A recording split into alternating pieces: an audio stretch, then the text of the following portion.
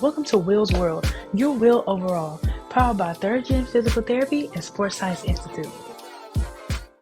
Good morning, good afternoon, good night. Whenever you listen to this, thanks for pressing play. And we're back for another one. Before we get started, um, please like, share, subscribe, comment, give us some insight on what you would like to hear. And, let us know if you like what you're hearing. And with that being said, let's roll. Today's episode is titled The NIL Era. Forget tradition and be different. In this episode, I wanted to talk about this from a perspective of a smaller school. I think when you approach this from the perspective of bigger schools, it doesn't really make sense. But for smaller schools, I think this is a more of a shot in the arm for them, or maybe a perspective that I think a lot of them do not have, because there's some fear there. In the big schools, this system is made for you all to win. It's always made for the bigger schools to win. It's not for the little guy. So anybody in college sports think this was about the little guy? It wasn't. It was always about the bigger guys, the traditional blue bloods who suck at football. Over this past 20, 30 years, you have not seen the same names being at the top of the mound that you would normally see. And some of that's due to Saban being here for a long time and the SEC being so dominant. So, in essence, what I wanted to talk about is the small school, the schools that have the revenue, the alignment, the association with certain conferences that they could really make a step or improve on their already mentioned advantages, right? So before we get started, let's discuss the three topics that we want to hop into. The first topic within this talk is, why do you care about tradition as a school without football tradition? And I'm going to use Mississippi State as an example. So this is from the Mississippi State perspective. The reason I'm using them, I'm very, very aware of what they are. So it'll just be a great way to be able to dissect some things. The second topic is, be cool, be innovative. And the last piece is, understand that until you pour resources into the thing on campus that brings in the money, then you will always be frustrated with the results of what you're getting. Now, with that being said, let's get into this first topic. Why do you care about tradition as a school without football tradition? For anybody who's unaware, Mississippi State's football tradition is pretty much 1998 to 2000. Had a little bit back in 1946, I think, won the SEC West, if I'm not mistaken. And then 2014 with Dan Mullen pushing the envelope in the first college playoff and going to number one in the country, I think for 6 straight weeks. And that pretty much summarizes all of the Mississippi State football tradition. There are other little pieces within it that I could put into play, but for the people who are looking at it from the outside in, that's pretty much all they know. Now, I'm going to say this, and it's probably going to piss people off, but the reason I'm going to say this is because I think this is a perspective that needed to be had. Back in 2014, when Dan Mullen was the head coach and the football program was at the top of the pecking order, number one in the country. There was the time that there should have been an emphasis on, hey, this is where we can build our tradition of football. That was over 11 years ago. And what happened is that Dan is Dan. People are not going to say this, but everything you like about Dan, it'd be the same reason why you don't like Dan. I promise you, he's not easily digestible, but he was necessary evil in order to push the program forward, because the program was behind when he showed up as far as facilities and a lot of other things. So what Dan Mullen did to move things forward and the culture he created was necessary. The problem, though, is that the same thing that he was, which a guy who needed full control, power, wanted to do it his way, very stubborn guy, was the same thing that basically cost the program. And what I mean by that, Dan was looking for a way out of here years prior to 2014. He really thought he was gonna get out of here. I think after 2010 season, 9 season, I want to say. Let me think back. Let me say this out loud. Let me see. 2009, 10 was the 5-7 season, right? What's that? 8-9. After that, they went 9-4. Went to the Jacksonville Bowl. What was that? Texas Slayer Bowl, I think, at the time. No, it wasn't. It was a different bowl. But anyway, played against Michigan. Beat the crap out of Michigan. Dan thought he was out of here. Next year, fell back to earth, 7-6, and just had a bunch of years of 8-4, 7-6, and then he popped in 2014. And even in that season, he was trying to get out again. That's why in that last game of that season against Ole Miss, Mississippi State lost the game. Dan was getting ready to leave. Now, I'm gonna say all this to say that I'm not blaming Dan entirely for the fact that the program is not where it needs to be. But in that moment, the athletic director at the time, Scott Strickland, for everything he is, great marketer. He's really good at being able to, how can I say this, do the thing of painting the program in a light where he tried to make sure that the Mississippi State fan would be proud of the program. And that's about as deep as I'm going to get with that one.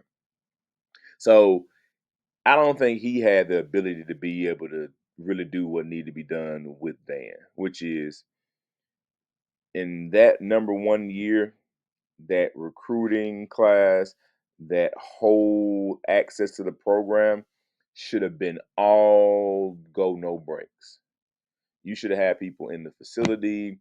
You should have had a bunch of people coming out from ESPN. You should have invited people into the house to be able to see the coolness of being number one in the nation and what we're doing, right? Should have forced Dan to interview with a lot of people who were, how can I say this, very, very lightning rod-ish people. Um, when you had that occur, that should have been the focus. But I know Dan, and I know Dan. I worked in the athletic department for a little while, so I'm gonna leave that alone. Okay. Now let's get back to this conversation. I'm sorry, guys. I just had to put that in there. Why do you care about tradition as a school without football tradition? The dumbest thing you can do as a small school is try to be Bama or Texas or Michigan or Georgia or Notre Dame. I could keep going. Tell you why it's dumb. Your fan base is most likely not even big enough to support how they run their schools. Because a lot of stuff they do is based off tradition. The gold helmets, the uniform in Notre Dame, you know, that whole ordeal. They painted it back in the day, Catholics versus convicts. The Alabama jerseys, right? They are very, very simple. You'll never see, certain things with an Alabama jersey switch. Because it's about the bear, tradition, right? It's the lore, the whole draw of Tuscaloosa, right? You can't compete with that. Oregon did something years ago that was very, very simple. They decided to be cool, so they became cutting edge with a lot of their jersey combinations. They were the cool school, Nike everywhere. Obviously, you have, Phil Knight that's involved, but they decided to go a different route. It hit. Even to this day, Oregon is considered a big time program. They're a super small school. Like if we were to sit here and have that conversation of what Oregon is, just from a stadium size, like how big their stadium is, how big their fan base is, stuff like that, it'll probably surprise you. All right. So Oregon Stadium is seats 54,000 people. It seats 54,000 people. Watch this. Hold on a second. I'm vamping a little bit here. I probably should have had this down, but I'm trying to find. I think I'm right. I don't want to misquote it. I just want to make sure I get this right. Right. Davis Wade Stadium seats 61,000 people. And Mississippi State is considered one of the bottom schools in SEC. So it gives you the perspective of what really is going on, right? You you don't have to be traditional because Oregon's not traditional. They shouldn't be this way. They're just cooler, right? Now, if I can't build tradition, right? The hardest thing to do when you're in the presence of other powers is to quote unquote get the fan base to think different because they want to be Bama. They want to do what Saban does. Their rivalry up the road is super important to them. So as a result, they want to try to keep up with different rival schools and all this nonsense, right? Because people still think that matters. The dumbest thing that can be said and mentioned when it comes to a program that does not have football tradition is that beating your rival really matters. I'm sorry, guys. It does not in this age of college football. No one cares. You know why? Because people care about the playoff. And it's probably going to expand to 16 teams very soon. So your whole fan base mindset needs to shift because tradition in football does not matter anymore. It just doesn't matter for the small school. So become cool, become innovative. Stop being the last to do every damn thing. Like seriously, stop being the last. If you know stadiums have all these cool LED lights, or stadiums have all these different little dynamics, and you know that you need to have more of a push of your social media presence, you need to have more access to the program. The surrounding media and the local markets need to have access to you to be able to pull out certain things. Pro day should be a lot more visible in the sense of just allowing the people to see the positives that's coming out of pro day. You need to become innovative. Cool. Levy, for everything he is, probably right now, he's rebuilding the program. And he shouldn't have to be rebuilding this program, but we allow Mike Leach not to recruit at a level that he needed to recruit at when he was on this earth. God rest his soul. And we were okay with that because he was cool in a lot of people's mind. I'm not a big Mike Leach guy, never been. But for the football world, he's a very interesting human. So people were cool with his conversations and him being on the microphone, but nobody really cared about how well he recruited or didn't recruit. So as a result, fast forward, Arnett shows up, couldn't coach himself out of the paper sack, and then we end up with this mess we have now.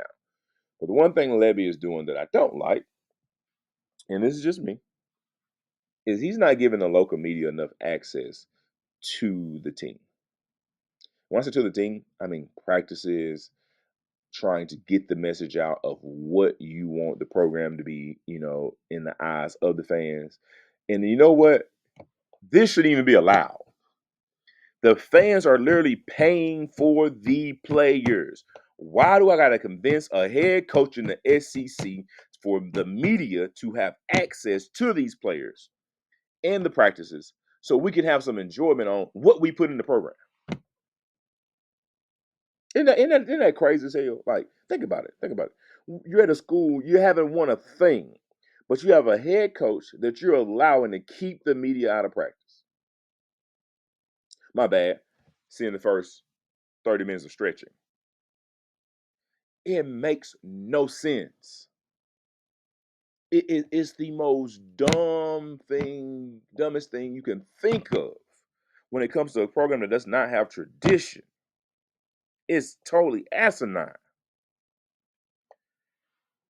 And you know why? Because one of the first schools to allow a media outlet to have full access to their facilities in the past 20, 30 years was Alabama. Saban knew. Isn't that interesting? For everything people criticize the man for, which is a lot of criticism, you can definitely criticize the Joker. I mean, he did a lot of stuff with blue shirts and gray shirts that if he was Harry Potter, then dang it, he was casting spells and Dumbledore didn't know what was going on. I promise you, he was doing a lot. But the one thing he was is a forward thinker, which is why he knew when to get out. See, that's the problem. We allow these coaches to come in, who hadn't won anything, come in and say, "Man, we want to block the practices. We don't have any access for the fans. Want to give them little snippets of these stupid shorts as, oh my God, this guy's running and catching the ball. Oh my God, he's so tall." Like, no, let's create the story. Let's do a lot more character building. Matter of fact, let's get these different players out and about, and let's allow them to be interviewed, talked about, talked to.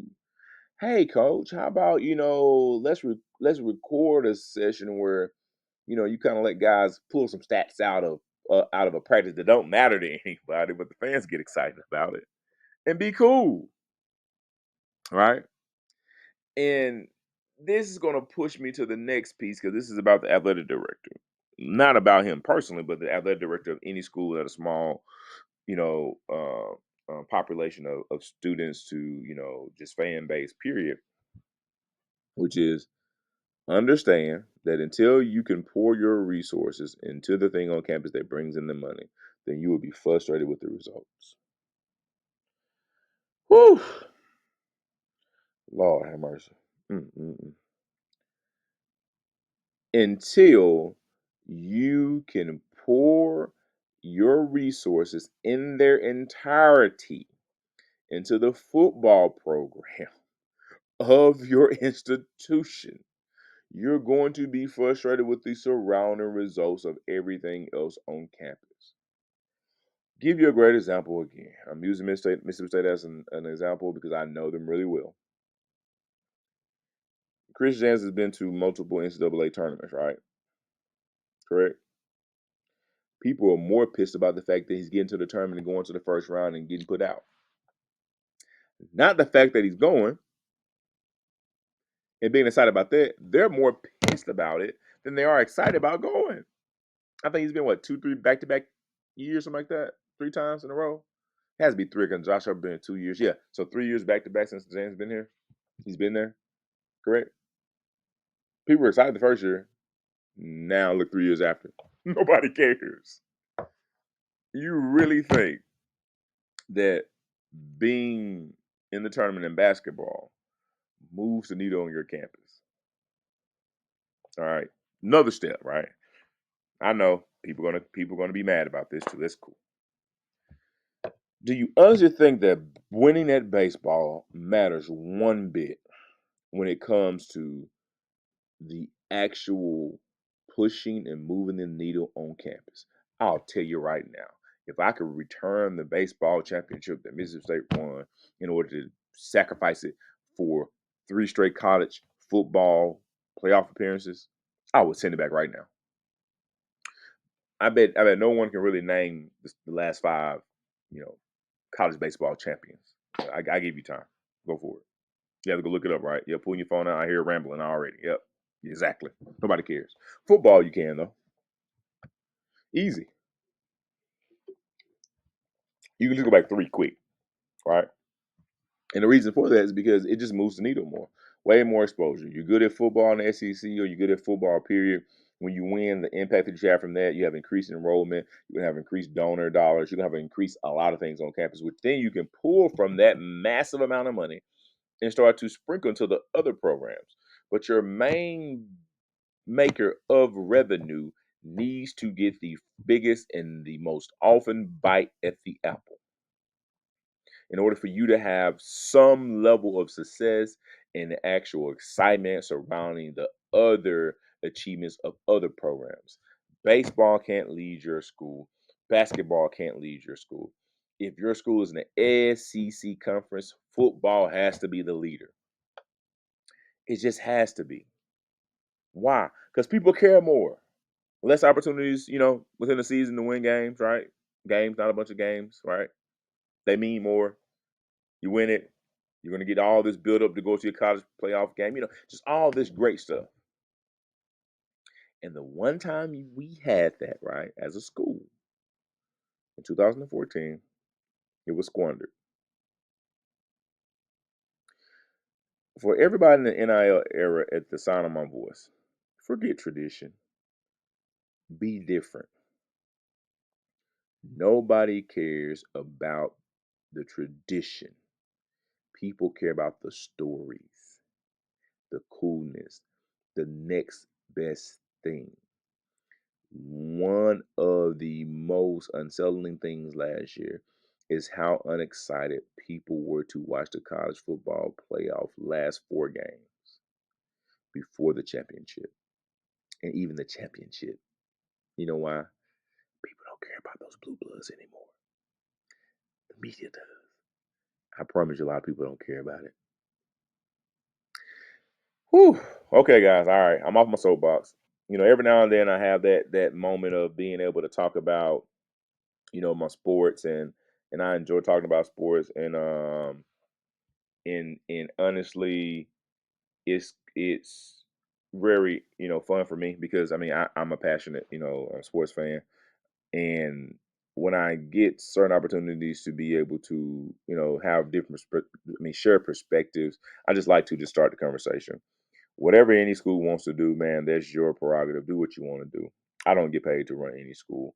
This is just my opinion, and my opinion could be wrong, and I'm totally fine with that. But what I'm not going to sit here and do is say that my perspective is not valid enough to be able to start the conversation. With that being said, I hope you have a blessed one.